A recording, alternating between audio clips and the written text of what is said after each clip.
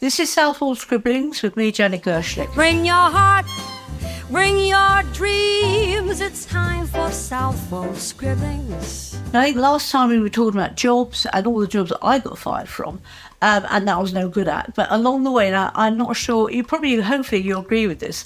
Along the way, I found a job that I was enjoying, and if you enjoy a job and you've got a passion for it, you do it well. And for me, that was writing and broadcasting. So through all those terrible jobs of not being able to serve ice cream or not being able to make a pattern on a cup of coffee, all ended up with me being fired, and I moved forward away from those situations. Oh, by the way, have you noticed that I've had my hair cut? You just had your hair done yesterday. I went down to my local hairdressers and sat in that chair, and before COVID they would flip through all magazines, or I would, and then you'd show them and they'd sort of do the style that you wanted. But I saw her flipping through the phone, which is what they do now, and she was flipping through it, and she got to a picture, and she showed me. I said, well, the pictures of a lady slightly a lot older than me, and with very short, very grey hair. And I said, well, who's this? And she said, this is a picture of my nan. And I said, don't take this, in offence, but I don't want to look like your nan.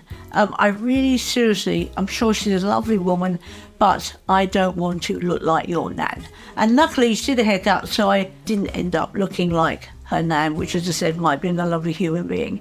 So I'll talk about the writing bit in a moment, but just very quickly, I want to tell you that I used to own a seaside rock factory. I have no idea why.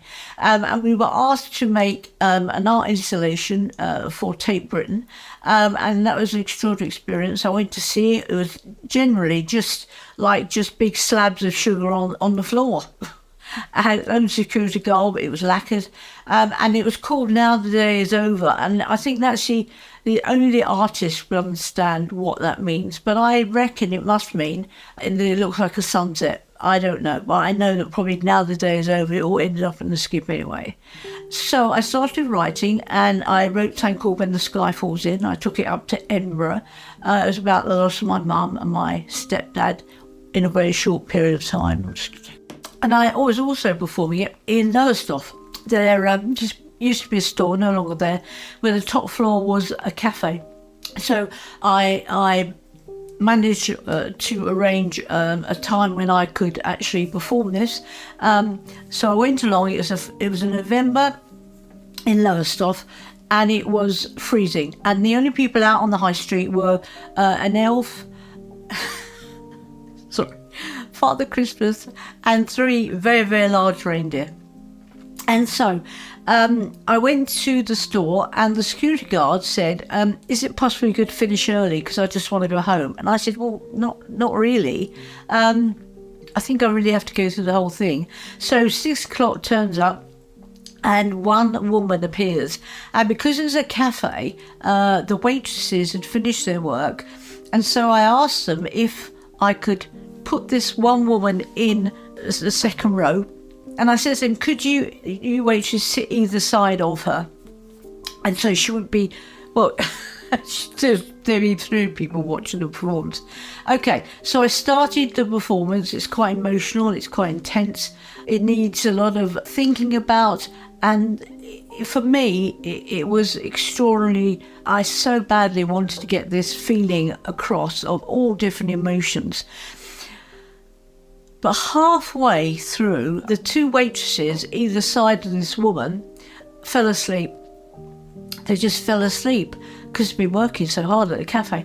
And they just started snoring gently. And I just kept going.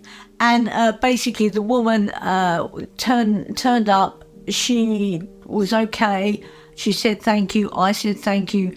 The 2 waitresses woke up, had a cup of tea, and went home.